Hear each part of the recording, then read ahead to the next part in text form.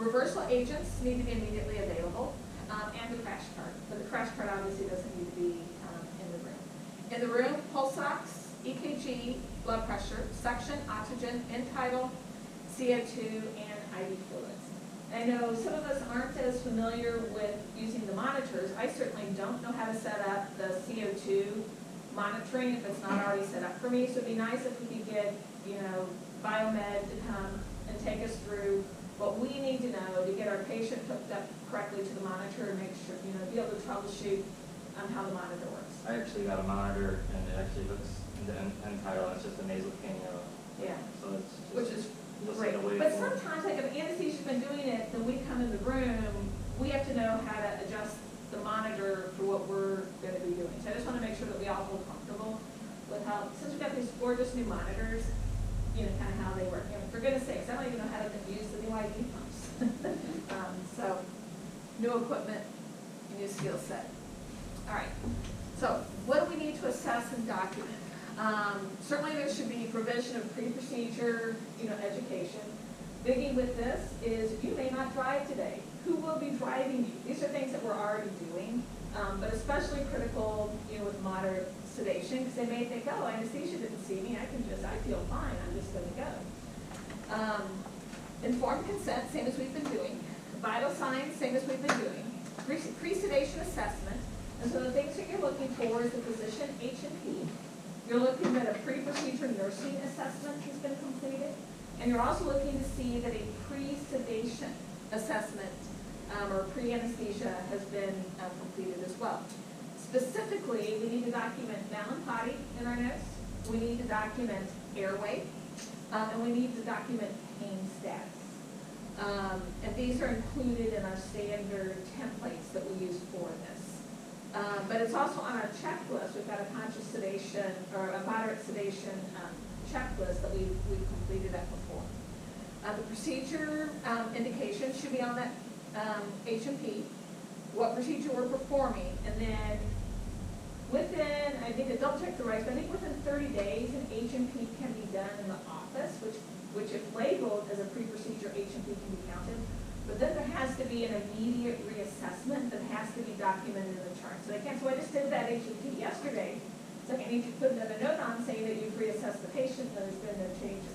If you look at the bottom of our current H&P, it's actually incorporated into like the last sentence on our current H&P template to meet these guidelines. And then obviously we need to actually we need to not only do the timeout procedure, we obviously have to document that we did the timeout procedure. So what's Malin-Potty? So with grade 1, as you can see, if you look at the back of the mouth, you can completely see the uvula.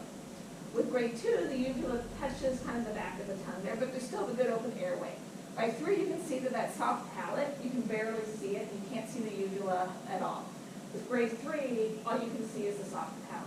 Now there's some controversy as to how helpful the Malin-Potty classification is. However, the studies in general show that if you're Malin-Potty 3 or 4, that you are 3 to 6 times more likely to require airway rescue.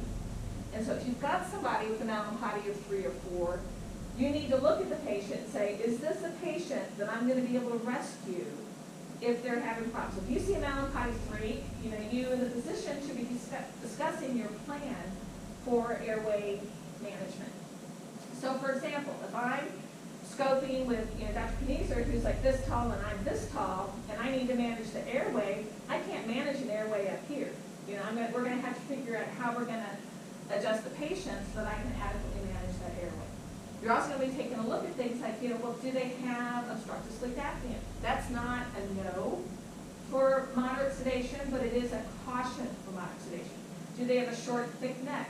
What is their BMI? Is their BMI over 35? And I'll go over some of these other risk factors for moderate sedation that, while not necessarily absolute contraindications, the more of those that you're racking up, the more you need to be thinking, I probably need anesthesia to assist me with this particular patient. So ASA, we've been doing this, you're familiar with it. 1 is healthy, 2 is a minor, mild systemic disease that's well controlled. 3 is more severe systemic disease. This is basically all of our liver patients that have cirrhosis. 4, disease that is a constant threat to life. So a decompensated cirrhotic is in this setting. 5, not expected to survive without the procedure. This is in the ICU, the GI bleeding. If I don't scope them, they are not going to survive. That would be a 5.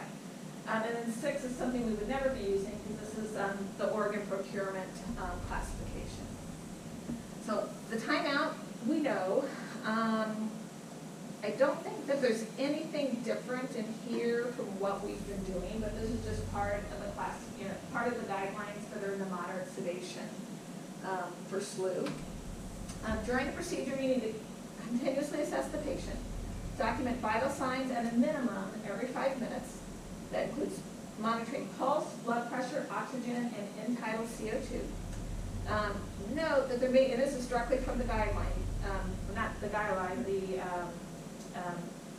document that we are required to follow from SLU, is that there may be times where the nature of the patient, procedure, or equipment invalidates the use of end-tidal CO2 monitoring. We certainly know times that we can see the patient is breathing perfectly fine, they're pink, they may even respond to you, their O2 stats are good, their vital signs otherwise are perfect, but gosh darn it, that CO2 just is not picking up the way that I'd like it to. And part of that's kind of related to the nature of the mask that we're using, the nasal cannula, kind of how it's positioned, that it may not always be perfect. So when in doubt, look at the patient and see what's going on. Post-procedure, we need to assess immediate post-procedure vital signs and level of consciousness, and we need to assign and document an unready score. If a reversal agent is required, a minimum of 90 minutes is required per SLU policy. Not unreasonable that you keep them for a couple of hours to make sure that they're okay. So who are these patients at increased risk for moderate sedation? So our pediatric patients less than the age of 16. And if you're over the age of 70. Doesn't mean we can't do moderate sedation, but we need to make sure that we're taking special precautions.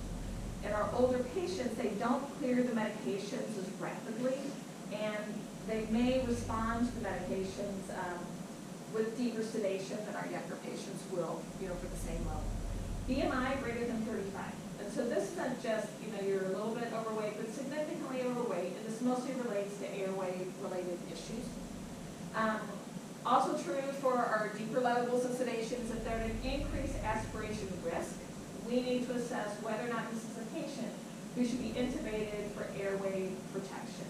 So if I've got somebody who I know has a gastric outlet obstruction, that's somebody that I'm not going to want to do moderate sedation on. On the other hand, moderate sedation is actually better than the deeper sedation that we use, because our goal is to maintain airway reflexes. If you maintain your cough, you are less likely to aspirate.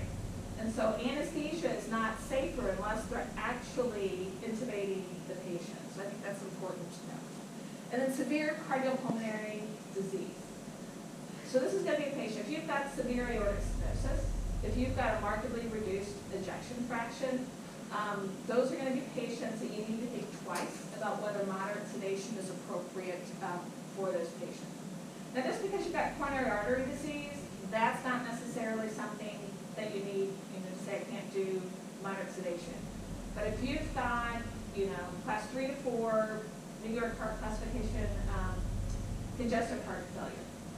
If they can't walk a block or up a flight of stairs without being short of breath, that's a patient that you probably need anesthesia to assist. They may actually say no to, as to whether it's appropriate to take care of those patients.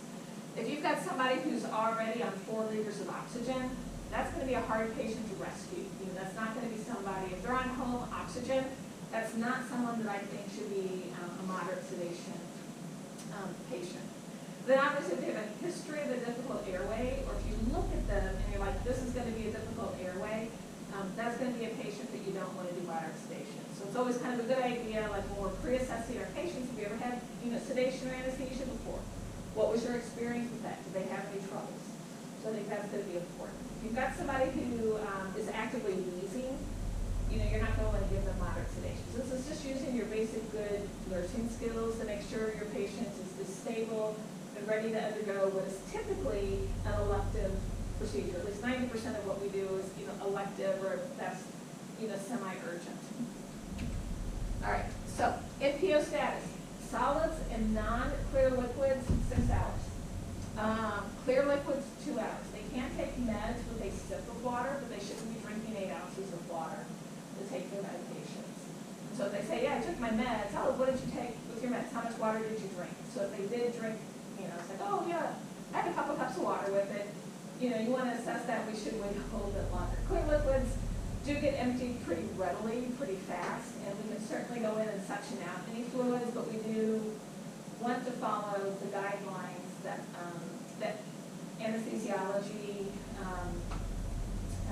recommendations are for and that our hospital requires. Okay, let's go to the next one. All right, so what are the medications we use? Far and away, midazolam, Versed is the main medication that we use. The onset is very quick, 1 to 2 minutes. We typically, and the duration, the peak is about 2 minutes, which is where the 2-minute interval